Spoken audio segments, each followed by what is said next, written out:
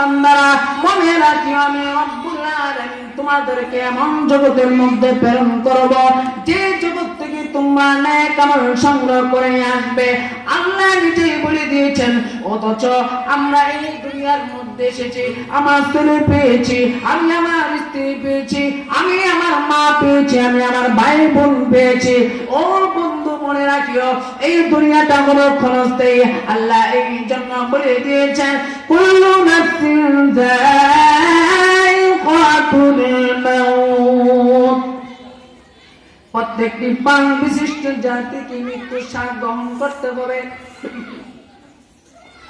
তুমি যদি তোমার শক্তি দিয়ে বাড়াইগিরি দেখাও, তুমি যদি তোমার ছেলে সন্তান দিয়ে শক্তি দেখাও, তুমি যদি তোমার রবকে ভুলে যাও, মনে রাখিও এই দুনিয়ার মধ্যে তোমার চিরস্থায়ী জায়গা নয়, এই দুনিয়াটা বড় ক্ষণস্থায়ী জায়গা।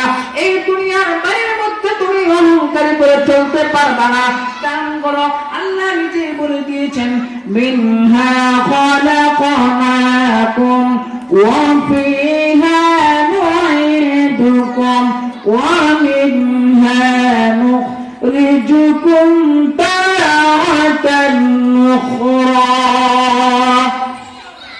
আমি রব্বুল আলামিন তোমাদেরকে মাটি থেকে সৃষ্টি করেছি, আমি রব্বুল আলামিন করুণায় তোমাদেরকে মাটির ভিতরে প্রবেশ করাইব।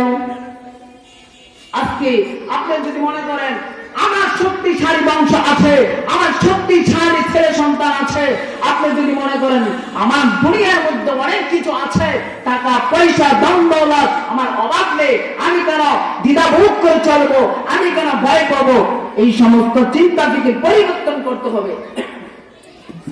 কারণ হলো কি, নিজে যখন কোন একটা কাজের মধ্যে যখন অহংকারী করে চলবে, দ্বিতীয় অপশন আল্লাহ তাআলা আপনার জন্য রেখেছেন, মিনহা খালাকনাকুম ওয়া ফিহা নুঈদুকুম।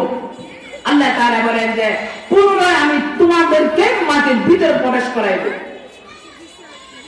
এই জন্য চিন্তা ফিকিরকে পরিবর্তন করতে হবে।